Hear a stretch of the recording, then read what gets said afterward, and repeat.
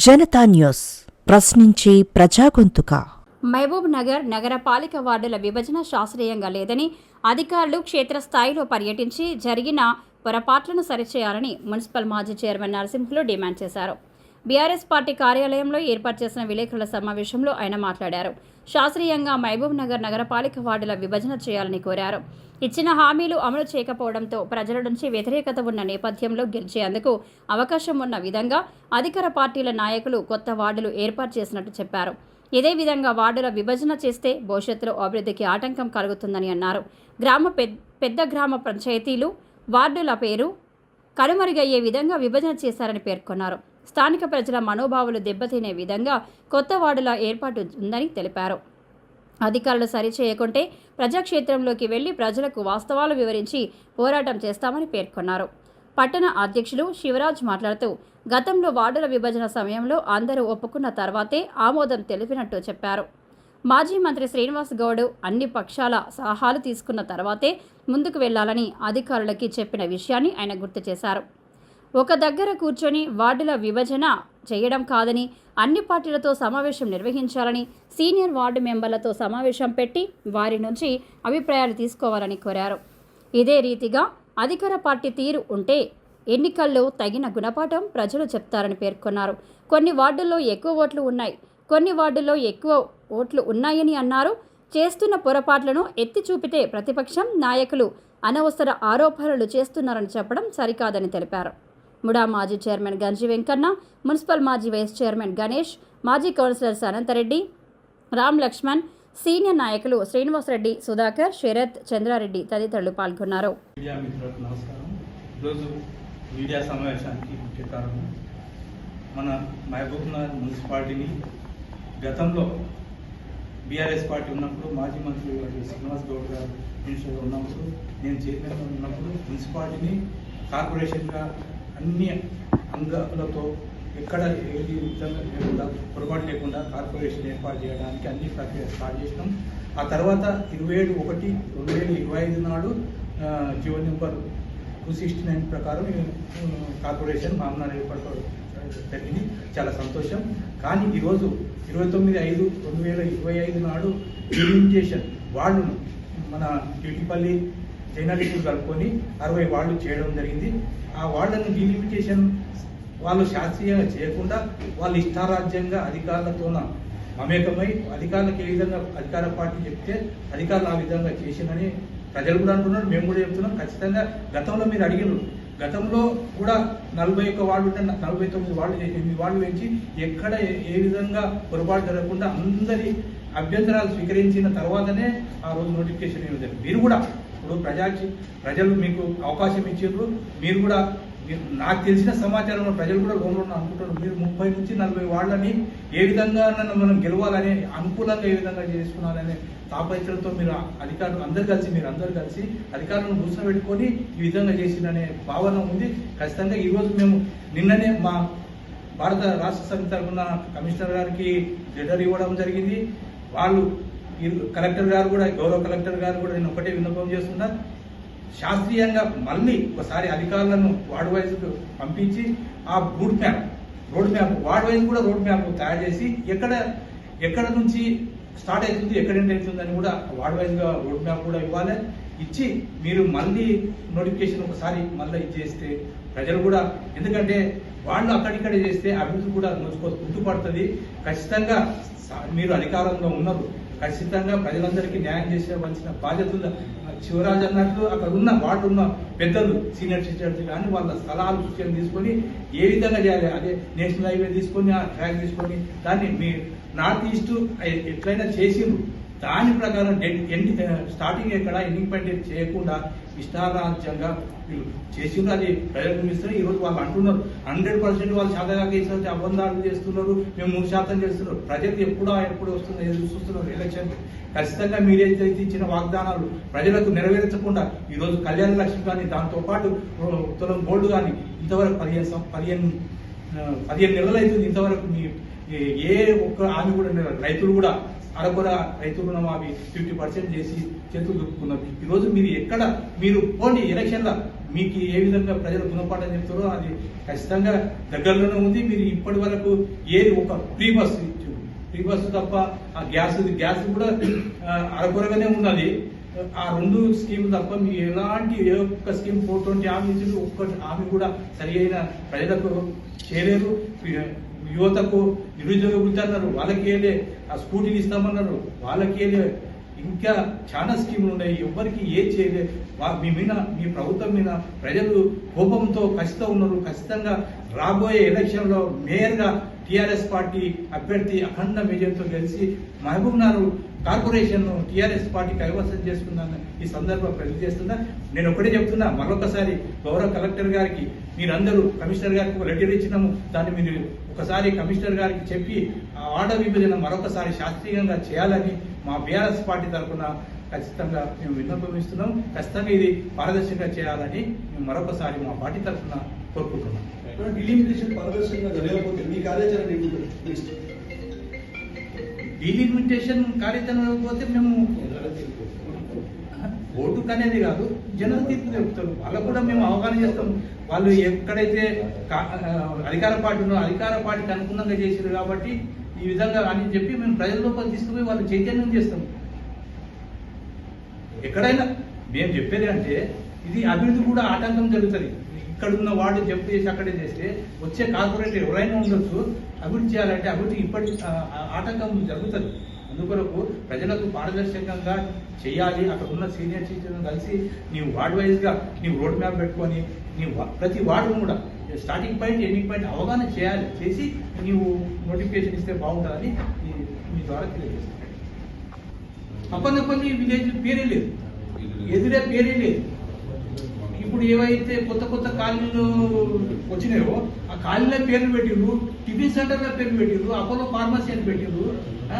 ఇప్పుడు తిమ్మసానిపల్లి పేరు ఎందుకు ఆ విధంగా చిన్నదర్పల్లి, పాల్గొండ ఇట్లా కొన్ని విడిచిన ఊళ్ళో పేర్లే లేవు. పక్కన ఇప్పుడు ఉదాహరణ నామాడే ఉంది, అపోలో ఫార్మసీ అని పెట్టిండ్రు. ఏనుగొండ ఉంది, ఏనుగొండని పెట్టాలి. ఎప్పుడో తీసి కొత్త కాలనీల పేర్లు పెట్టి ఎప్పుడైతే బ్రిడ్జ్ గ్రామ పంచాయతీ ఉందో ఆ గ్రామ పంచాయతీలో పేరు లేకుండా నామరూపాలు లేకుండా చేస్తున్నారు. ఇది ఎంతవరకు సంబంధించిన మంచిది కాదు. ఏదైతే ఉందో ఆ విలేజ్ పేరు ఖచ్చితంగా ఉండాలి. విలేజ్ పేరు ఉండాలి. ఎంతో ఉన్న విలేజ్ పేరు పెట్టకుండా నిన్న మొన్న వచ్చిన కొత్త కాలనీ పేరు పెడితే ఎంతవరకు సంబంధిస్తాం. ఇది మనుషులను డైవర్ట్ చేసే విధానం తప్ప వేరే కాదు. అక్కడ ఎందుకంటే కన్ఫ్యూజన్ చేస్తుంది.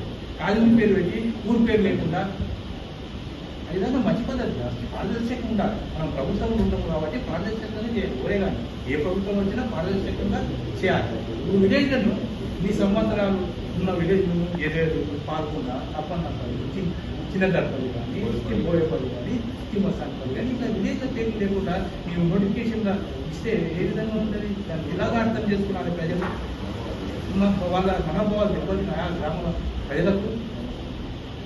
కానీ దాన్ని మంచి పద్ధతి కాదు. దాన్ని సవరించి మళ్ళీ మీరు ఇచ్చేయాలని అని మీ ద్వారా వాళ్ళు తెలియజేస్తారు.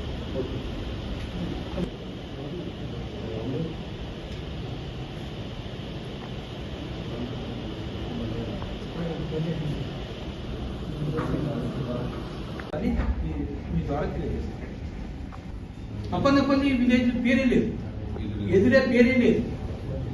ఇప్పుడు ఏవైతే కొత్త కాలనీలు వచ్చినాయో ఆ కాలనీలో పేర్లు పెట్టిండ్రు, టిఫిన్ సెంటర్లో పేర్లు పెట్టిండ్రు, అపోలో ఫార్మసీ అని పెట్టిండ్రు. ఇప్పుడు తిమ్మసానిపల్లి పేరు ఎందుకు ఆ విధంగా చిన్నదర్పల్లి, పాల్గొండ ఇట్లా కొన్ని విడిచిన ఊళ్ళో పేర్లే లేవు. పక్కన ఇప్పుడు ఉదాహరణ నామాడే ఉంది, అపోలో ఫార్మసీ అని పెట్టిండ్రు. ఏనుగొండ ఉంది, ఏనుగొండని పెట్టాలి. ఎప్పుడో తీసి కొత్త కాలనీల పేర్లు పెట్టి ఎప్పుడైతే బ్రిడ్జ్ గ్రామ పంచాయతీ ఉందో ఆ గ్రామ పంచాయతీలో పేరు లేకుండా నామరూపాలు లేకుండా చేస్తున్నారు. ఇది ఎంతవరకు సంబంధించిన మంచిది కాదు. ఏదైతే ఉందో ఆ విలేజ్ పేరు ఖచ్చితంగా ఉండాలి. విలేజ్ పేరు ఉండాలి. ఎంతో ఉన్న విలేజ్ పేరు పెట్టకుండా నిన్న మొన్న వచ్చిన కొత్త కాలనీ పేరు పెడితే ఎంతవరకు సంబంధిస్తాం. ఇది మనుషులను డైవర్ట్ చేసే విధానం తప్ప వేరే కాదు. అక్కడ ఎందుకంటే కన్ఫ్యూజన్ చేస్తుంది. కాలనీ పేరు పెట్టి ఊరు పేరు లేకుండా ఏదైనా మంచి పద్ధతి పారదర్శకంగా ఉండాలి. మనం ప్రభుత్వంలో ఉంటాం కాబట్టి పారదర్శకంగా చేయాలి. ఎవరే కానీ ఏ ప్రభుత్వం వచ్చినా పారదర్శకంగా చేయాలి. నువ్వు విలేజ్లను ఈ సంవత్సరాలు ఉన్న విలేజ్ ఏదేదు పాల్గొన్న అప్పన్నపల్లి చిన్న దర్పల్లి కానీ బోయపల్లి కానీ మసాన్పల్లి కానీ ఇట్లా విలేజ్ల పేర్లు లేకుండా ನೀವು నోటిఫికేషన్ ఇస్తే ఏ విధంగా ఉంటుంది? దాన్ని ఎలాగా అర్థం చేసుకున్నాను ప్రజలు? వాళ్ళ మనోభావాలు దెబ్బతిన ఆ గ్రామ ప్రజలకు దాన్ని మంచి పద్ధతి కాదు. దాన్ని సవరించి మళ్ళీ మీరు ఇచ్చేయాలని అని మీ ద్వారా వాళ్ళకు తెలియజేస్తారు.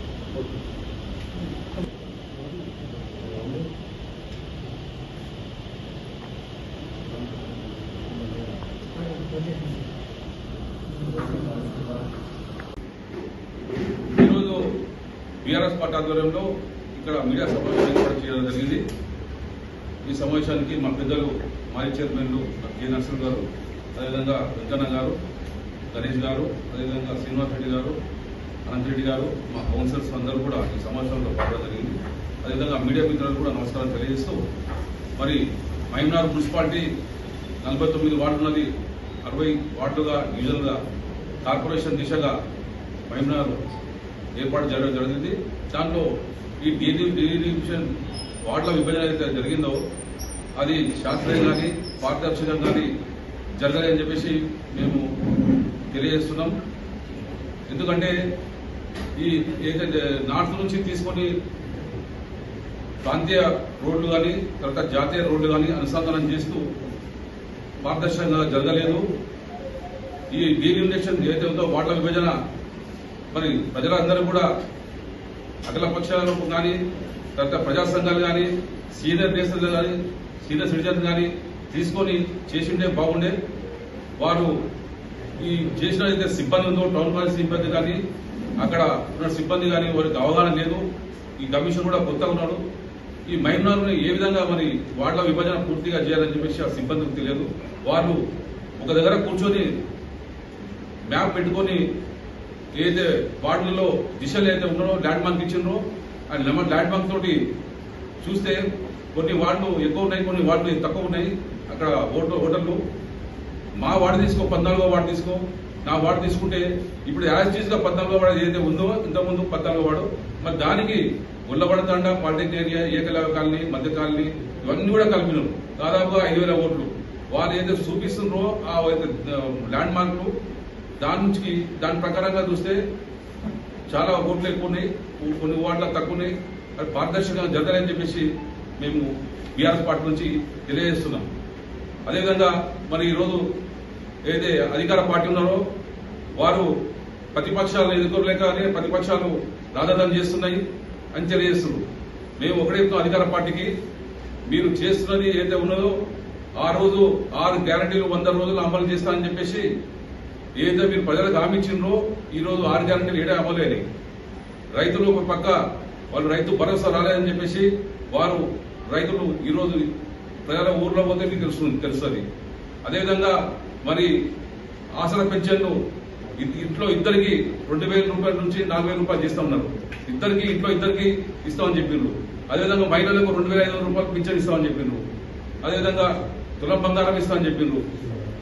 అదేవిధంగా యువతులకు స్కూటీలు ఇస్తామని చెప్పిండ్రు. అనేక రకాలుగా హామీలు ఇచ్చి అమలుగానే హామీలు ఇచ్చి మీరు ఈరోజు అధికారం తీసుకున్నారు. మరి 100 రోజులు అయిపోయినాయి, 15 నెలలు కావస్తుంది. మీరు ఇచ్చిన హామీలు కానీ ఏడ ఉన్నాయి? మీరు ప్రజల్లో మీరు రాండి, మీరు ఎన్నికలు రాండి, మున్సిపల్ ఎన్నికల్లో మీరు చెప్తున్న 100% గెలుస్తామని చెప్పేసి మీరు ప్రజలకు పోతే మీకు ప్రజలు ఏ విధంగా తీర్పిస్తారు మీరు భవిష్యత్తులో మీకు తెలుస్తుంది. మీరు కావున మేము ఒకటే తెలుస్తాం, బీఆర్ఎస్ పార్టీ నుండి మీరు చేసిన డీలిమిటేషన్ అయితే ఉందో ప్రజలకు 60 వార్డులు ఆ వార్డులు పారదర్శకంగా జరగలేదు. అఖిల పక్షాన్ని కానీ అందరినీ కూడా కూర్చోబెట్టి మళ్ళీ మేము కలెక్టర్ గారు కొద్దిగా దీన్ని తీసుకొని మేము మీడియా పరంగా కలెక్టర్ గారు తెలియజేస్తున్నాం. దయచేసి ఈ డీలిమిటేషన్ ప్రక్రియ పూర్తిగా అవగాహన ఉన్న వాళ్ళని సిబ్బంది తీసుకొని చేయవలసిందిగా మేము బీఆర్ఎస్ పార్టీ నుండి డిమాండ్ చేస్తున్నాం. పారదర్శకంగా చేసినాము. అప్పుడు వాళ్ళకి తెలియదా మేము చేసేది ఏదైతే ఉందో మేము ఆబ్జెక్షన్ ఎక్కడ ఆబ్జెక్షన్ ఏమన్నా కూడా మేము దాన్ని సరిచేసి పూర్తిగా ఎన్నికలు పోయినాం. మా నాయకుడు అయితే శ్రీనివాస్ గౌడ్ ఉన్నారో గతంలో వాళ్ళు మాజీ మంత్రి వారు పూర్తిగా ప్రజలకు అవగాహన తీసుకొచ్చి అందరితో సజెషన్ తీసుకొని సీనియర్ సిటిజన్ కానీ పెద్దలు కానీ అందరితో సజెషన్ తీసుకొని ఒక ఎన్నికలు పోవడం జరిగింది. మేము కూడా ఇప్పుడు అదే చెప్తున్నాం. మీరు ఏదైతే ఉందో అఖిల పక్షాలు మీటింగ్ పెట్టండి. ప్రజా సంఘాలు కానీ సీనియర్ సిటిజన్ కానీ చాలా మంది ఇప్పుడు ఉన్నారు, పెద్దలు ఉన్నారు, నిపుణులు ఉన్నారు, మాజీ చైర్మన్ ఉన్నారు, ఓసారి 5 సార్లు గెలిచినటువంటి కౌన్సిలర్స్ ఉన్నారు. వాళ్ళందరూ ఒపీనియన్ తీసుకోండి. ఒక తోటి కూర్చొని మీరు ఎన్నో కూర్చొని మీరు ఈరోజు మ్యాప్ తయారు చేసి బౌండరీస్ తయారు చేసి ఈరోజు రిలీజ్ చేస్తే కాదు, అది కాదు. పారదర్శకంగా లేదు. చాలా మంది కూడా విమర్శిస్తున్నారు. అది సరి చేసుకోమని చెప్తున్నాము. లేదు సరి చేసుకోకుంటే ప్రజలే తీర్పు చెప్తారు. ఏ విధంగా చెప్తారు? మీరు ఇంతకుముందు చెప్పారు, మీరు ఏ విషయం అయితే ఉందో ఆ గ్యారంటీ లేదో ఆ పనిలో ఫెయిల్ అయిపోయినారు. ప్రజాపాలన అనుకుంటూ ప్రజాప్రభుత్వం ఫెయిల్ అయిపోయింది. కావున మీరు దయచేసి సరి చేసుకోకుంటే మీరు ప్రజలే తీర్పు చెప్తారు. రాబోయే ఎలక్షన్ లో ఎవరు 100% గెలుస్తారనేది ప్రజలు తీర్పు చెప్తారు.